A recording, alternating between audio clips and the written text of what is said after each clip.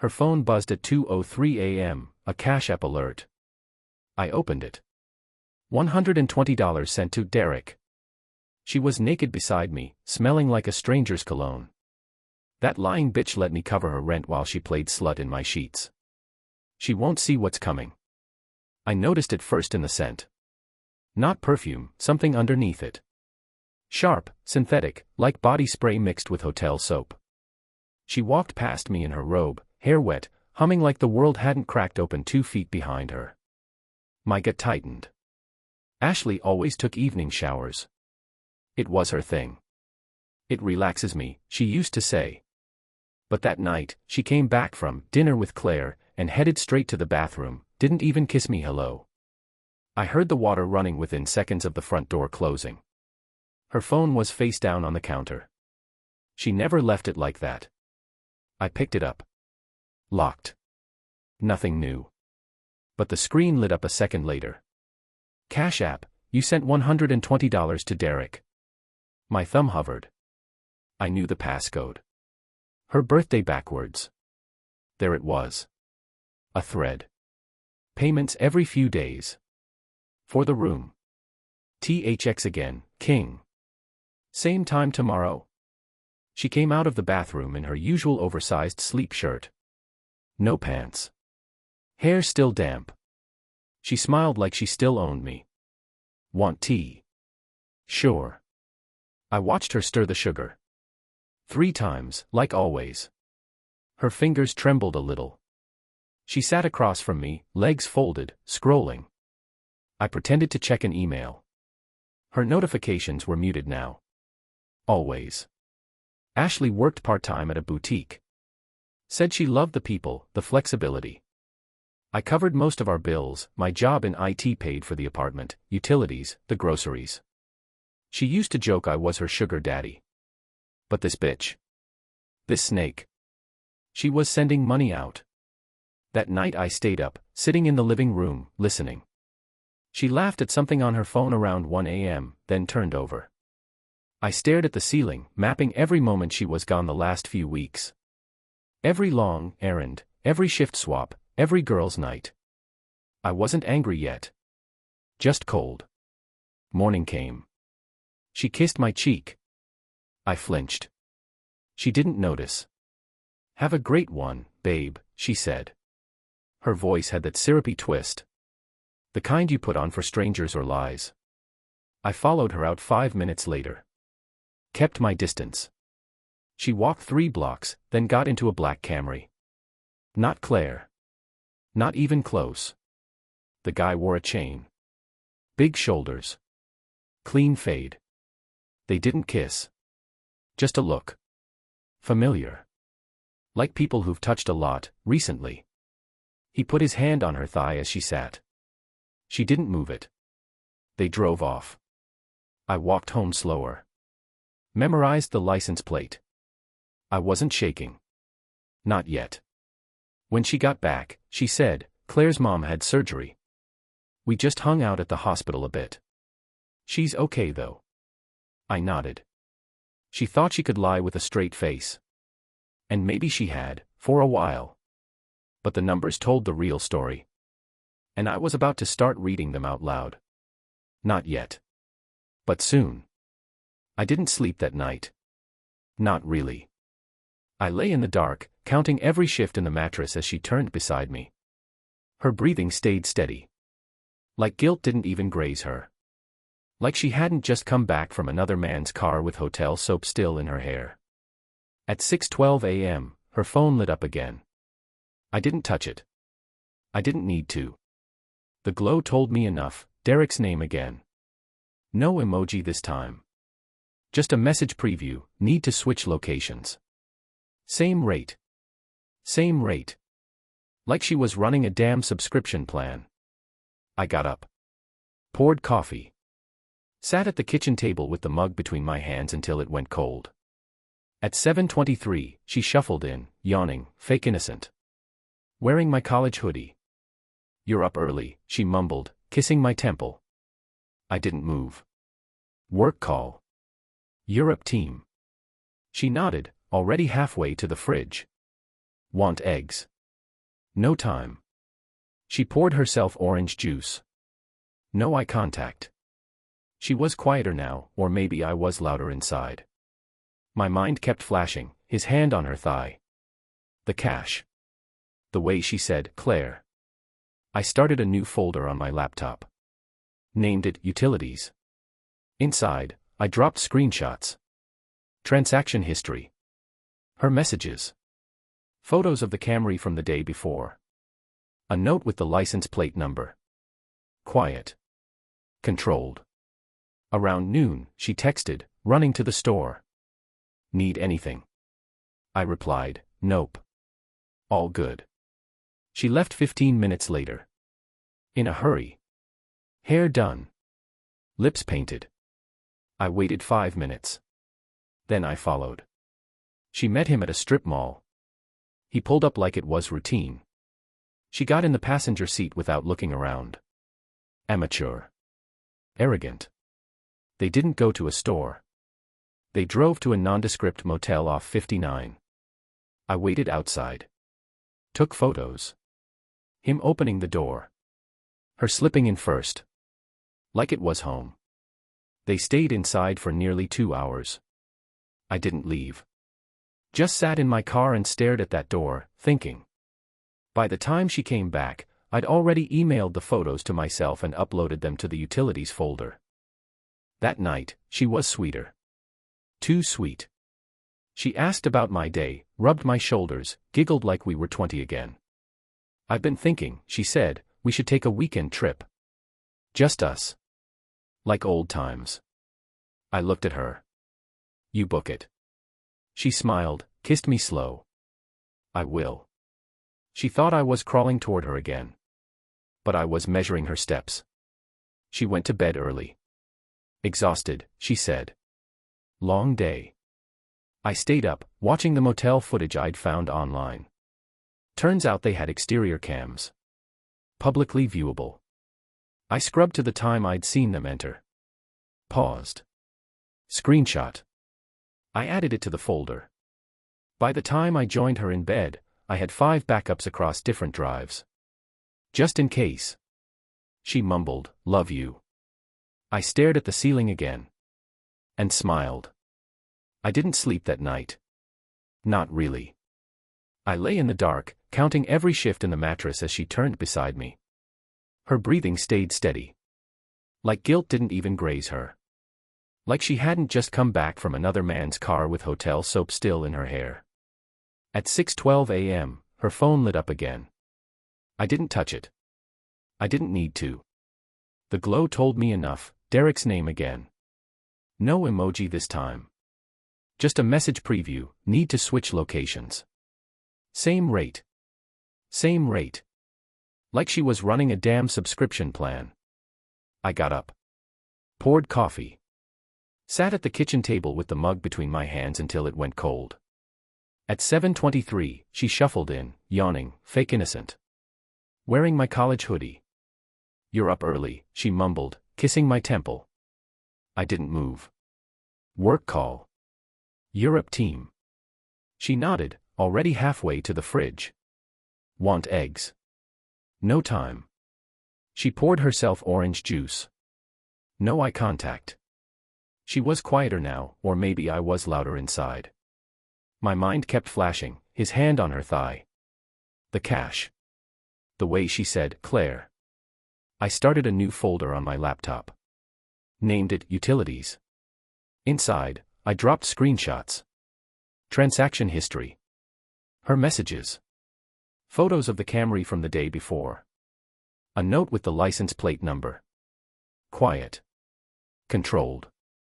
Around noon, she texted, running to the store. Need anything?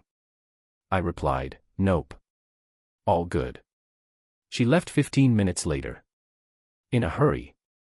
Hair done. Lips painted. I waited 5 minutes. Then I followed. She met him at a strip mall. He pulled up like it was routine. She got in the passenger seat without looking around. Amateur. Arrogant. They didn't go to a store. They drove to a nondescript motel off 59.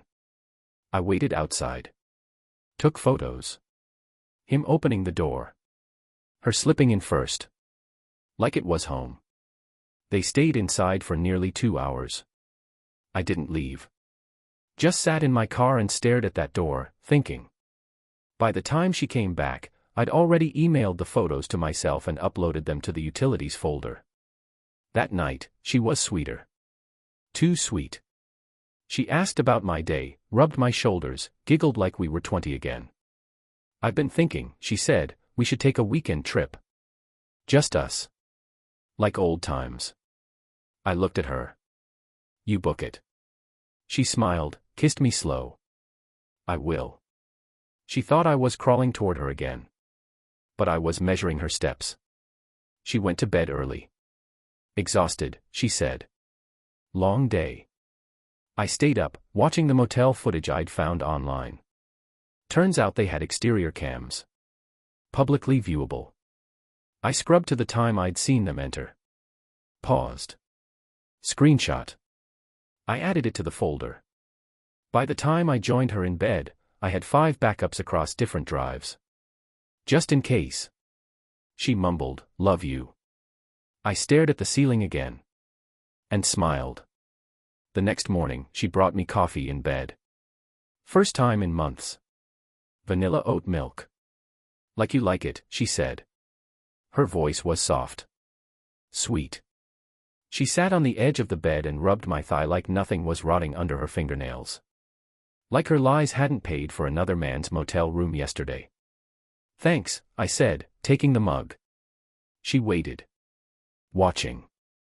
Then asked, "You okay?" I nodded. Just work. She kissed my forehead, her lips lingering a second too long. I miss us. I didn't answer. Just sipped slowly, letting the silence weigh down the room. That night she cooked. From scratch. Pasta, garlic bread, even lit a damn candle. Said she wanted to make time again. She never made time for anything except Instagram and fake shifts at the boutique. You're quiet, she said halfway through dinner. Tired. She chewed slower. Maybe we need to talk more. Reconnect. I smiled. I think you're right. Her eyes lit up, hopeful. That bitch actually thought I was buying it. That all it took was some Trader Joe's wine and a gilt casserole. She didn't see the drive under my desk labeled taxes. Or that every keystroke on her laptop was mirrored to mine. Synced after I watched her type her password twice last month. Her passwords were always people's names and years. Derek 1991. Predictable.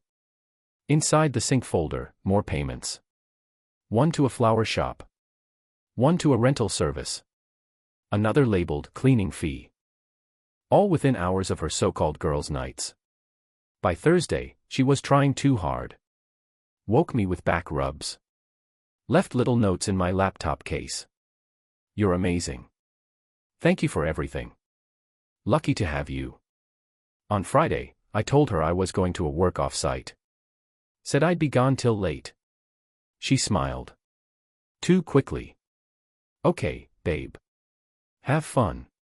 I parked 2 blocks down, waited. At 7:43, she left the apartment in a black dress I hadn't seen in over a year. Hair curled. Perfume visible in the air. She met Derek at the same motel. Different room this time. Same stupid grin. I didn't just take photos this time. I walked into the lobby. Hey, I said to the clerk. I think my wife's cheating on me in here. Need a copy of the footage for legal reasons. He hesitated. Then shrugged. Room number 208. He didn't even ask for ID. Said it happens more than you'd think. I left with a flash drive and the worst 20 minutes of silent footage I've ever watched. Her hand on his chest. His hand up her dress. Her laughing. Back home, she texted at 10:12 p.m., "Can't wait for tomorrow. Miss you already." I replied, "Me too." Then dragged the footage into the folder. Titled it, Fidelity_208.mp4. She came back smelling like vanilla lotion and sex. Kicked off her heels, sighed like she'd just won an award. I didn't ask how her night was. She didn't offer. We both lay in the same bed that night. But only one of us knew the lights were about to come on. I stopped watching her sleep. That was the shift. For weeks, I'd studied the lies curling across her lips in the dark. Now, I looked past her, into the plan. It started with the boutique. Ashley claimed she worked Tuesdays, Thursdays, and alternating Saturdays. I checked the schedule, easy to spoof, she thought, but I'd already mirrored her work emails. Nothing scheduled those days. In fact, she hadn't been on the roster in over a month. Her manager, a woman named Renee, posted the real shifts in a private WhatsApp group. I watched the threads live. Ashley was free as air. I tracked her 3 days in a row. Same Camry. Same Derek. Different places, one time a residential condo, one time a budget hotel, one time a rented Airbnb. She had range. Each time, she paid. Venmo, Cash App, once even Zelle. Always with the same phrasing, for the space, or holding fee. One of them said, "You were amazing. Let's keep this our spot, Red Heart." She wasn't hiding it. Not really. Just assumed I was too blind or too trusting to check. I wasn't either. By now, I had 23 gigabytes of data, images, screen recordings, messages, footage. She'd changed her passcode. Didn't matter. I was already in through iCloud, through synced backups she didn't know I still had access to. The key was subtle movement. Never let the lies know they're being followed. Friday, she brought up couples therapy. "We've been off," she said, curling her legs on the couch like a child. "I want to fix it. I love you." She didn't blink. She even handed me a business card, clean, minimal, with a therapist's name and number. She's amazing. A friend of a friend goes. I checked the name. The therapist was real. Her reviews were glowing. But the twist? Ashley had already been going. Alone. For 6 weeks. And in those sessions, she'd told the therapist I was emotionally distant, borderline controlling. That she felt suffocated, and maybe I was hiding something. That was the move. Preemptive character assassination. In case it all blew up. She wasn't just cheating. She was rewriting the narrative. That night, I opened her journal. She kept one hidden in a zipped pouch inside an old purse. I only found it because she left the closet light on. Inside, page after page of messy handwriting. Guilt and justification, knotted together. One line stuck with me. "Mark loves me but he doesn't see me. Derek sees me. Touches me like I matter." I closed it slowly. Put it back in the pouch. Zipped it shut. Then I called the therapist and booked an appointment for both of us, for next Wednesday. She wouldn't know I'd already read every session note she'd submitted under individual partner narrative. Let her speak first. Let her build the story. And then I'll dismantle it. Word by word. Ashley was glowing. It was subtle, but I noticed. Her skin clearer, posture looser. She'd started wearing matching sets again, bras and panties like armor, like she was being seen. Not by me. At breakfast she said, "You feel lighter lately." I love that. I smiled into my coffee. Therapy's working already. She laughed and nodded, not knowing what I meant. Wednesday came. Our joint session. She wore a soft blue sweater and barely their makeup. A curated vulnerability. Like she'd practiced sincerity in the mirror. The therapist, Karen, welcomed us with that measured warmth they teach in school. Ashley dove in fast. "It's been hard," she said. "I feel like I'm always guessing with him. Like I don't know what he's thinking anymore." Karen nodded. "Do you feel safe expressing yourself, Mark?"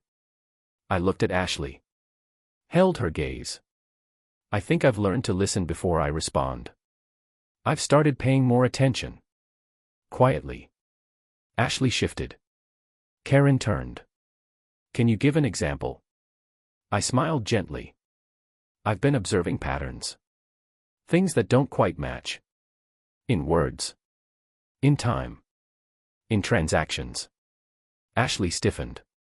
Just slightly. A blink too long. Karen glanced between us. Ashley recovered. He's always analyzing. Sometimes I feel watched, not seen. A practiced line. She was good. She thought she was sculpting the room. I let the session end on her terms. No revelations. No fireworks. I thanked Karen on the way out. Ashley squeezed my hand in the parking lot. That went well, don't you think? I kissed her temple. Perfect. Back home, I launched the final script. A quiet tool I'd built at work, remote sync across devices tied to her iCloud. This time, it captured location data, text messages, and all saved images. No alerts. No trace. Within a day, I had a full copy of her second phone. The one she thought I didn't know about. The one saved under work iPhone in her cloud backup. The texts were worse than I expected. Not just sex and logistics, but mockery. Shared jokes at my expense. Screenshots of my messages. Comments like, "He's so clueless it's cute," and "He still thinks I'm fragile." Let's use that. She and Derek had planned to move in together. Not yet, but soon. After the fallout. After therapy, if she could frame it right. There it was. She wasn't just cheating. She was staging an exit where I would be the bad guy. But she hadn't counted on me being 10 moves ahead. I updated the folder. Renamed it Narrative Control. Inside, I arranged it like a case file: journal pages, message threads, therapy contradictions, GPS records, sync device logs. On Friday, I met with my lawyer. Quietly. Paid in cash. We drafted a contingency separation agreement. One she'd sign later, without knowing what it really sealed.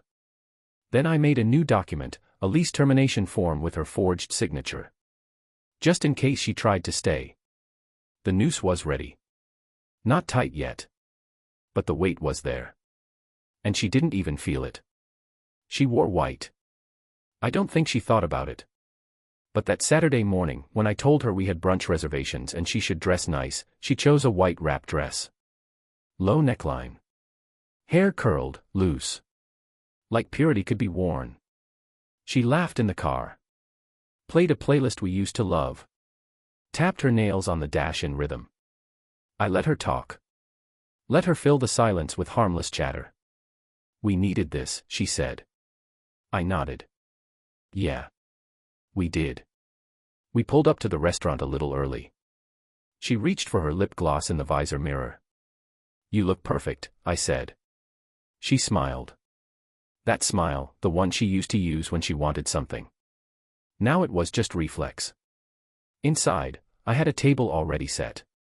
Private room. Just the two of us. Candles. Fresh-cut roses in a simple vase. She laughed when she saw it. "This is, wow. You're pulling out all the stops." Felt like the right day for it. We ordered. Talked like strangers trying to remember what used to work. Halfway through the Eggs Benedict, I slid the folder across the table. She looked at it. "What's this?" "Evidence," I said. She opened it. Slowly. Page by page, screenshots, photos, transcripts, timestamps. Hotel entries. Payment confirmations. GPS pings. Every entry dated and labeled. I didn't say a word. Her face lost its color by the third page. Mark, this isn't what you think." "It's exactly what I think," I said, quiet. "And more." She reached across the table. "Let's talk, please, I can explain." "You already have. 4 weeks. In your journal. In those texts. In therapy." Her hand dropped. I pushed a pen forward. "And 2 documents. The separation agreement. And the lease release." She scanned them, lips parted but soundless. "I won't ruin you," I said. "I won't scream. I won't post anything. But you'll leave today. You'll sign. You'll go quietly. Or I will make every message public. Your friends, your family, your manager. All of them. Tears started. But no sobbing. Just pressure. Silent, shaking tears. This isn't fair. You paid Derek with my money, I said. Used therapy to flip the script. Lied with intention. This is mercy. She signed the papers. Every line. I slid her copy into an envelope and handed it to her. Stood. You have 2 hours to be out. Your access will be cut after that. You don't mean this. I mean every pixel. She sat in that perfect little room in white, looking like a bride left at the altar by truth itself. I walked out. Didn't look back. She was gone by the time I got home. Closet half empty. Bathroom drawer cleared. The air felt different, lighter. Like the space had been disinfected. I changed the locks at 2:17 p.m. Her access codes revoked. Wi-Fi password changed. Bank accounts separated. But Derek? He was still walking like nothing touched him. So I touched back. First, his job. He worked at a high-end gym downtown. Trainer. Influencer on the side. Mostly shirtless content, badly captioned. I waited until Monday. Then I mailed a physical envelope to the gym's HR department, anonymously. Inside, screen captures of Derek discussing cash for room deals with a client. Her name and face visible. Messages about scheduling sessions during work hours. Video stills of motel visits time-stamped to his shifts. By Tuesday morning, his profile disappeared from the company's site. But I wasn't done. I contacted a friend in advertising. He owed me a favor. I had him run a 1-week ad campaign targeting local IPs within 5 miles of the gym. Mobile only. The ad. A fake promotion for personal training. When you clicked it, it opened a page that said, "Meet Derek, personal trainer, side gig, married women. Sponsored by your rent money." With a link to a Dropbox folder. The same one I handed Ashley in that brunch room. Within 48 hours, his followers dropped by half. His Instagram filled with comments, half disgust, half memes. One woman tagged her friend, "Isn't this the guy from your gym?" Derek messaged Ashley. Desperate. Angry. "What did you do?" She replied, "I didn't." He did. He sent her screenshots of the site, the messages, the photos. She didn't reply. He messaged me, finally. From a burner. The text read, "You won. You happy?" I didn't answer. I just watched as his presence online dissolved. His fake hustle. His rented image. He blocked me within an hour. Like that would unring the bell. By Friday, Ashley called. No voicemail. Just the missed call. Then a text. "Can we talk? Just talk." I didn't reply. Instead, I uploaded one final file to the narrative control folder. A video. Just my voice. Reading excerpts from her journal. Paired with footage of her laughing in the motel doorway. Looping. I sent it to myself. Labeled it, closure.mp4. Didn't send it to her. Didn't need to. She knew I had it.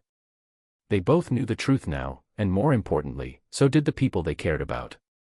The apartment is quieter now. Not peaceful. Not yet. Just quiet in the way an old wound stops bleeding. The kind of quiet that doesn't ask for anything. I boxed up what she left behind, a few books, old scarves, a broken necklace I never saw her wear. I didn't open the journal again. Didn't need to. I'd already archived it. Dated. Digitized. Logged. Her name is no longer on the lease. The utilities. The bank. The phone plan. Erased. The divorce papers were processed under uncontested grounds. My lawyer filed them with a clause, any attempt to defame or misrepresent the events leading to the separation would void the final agreement. She signed it. Quietly. Through a courier. Her parents sent a message once. "We're sorry this happened. She's not herself. I didn't answer. Her best friend, Jenna, unfollowed me. I expected that. 2 weeks later, she refollowed. Probably curious. Probably afraid of what I still had. Derek disappeared from local tags. No new posts. No promotions. Just digital dust. I deleted the folder on my desktop. But I kept one backup. In case they ever forget. The therapist sent a final email. If you'd like to process closure, I'm here. Closure. It's not a conversation. Not a healing. It's a lock. And I turned it. Last night, I stood in the doorway of what used to be our bedroom. Different now. Bare. Clean. No trace of her perfume in the closet. No tangled earrings on the dresser. Just the soft hum of nothing needing to be hidden. I didn't cry. Didn't rage. I slept. 8 uninterrupted hours. That's how this ends. Not with forgiveness. Not with fire. Just a locked door. And no key given back.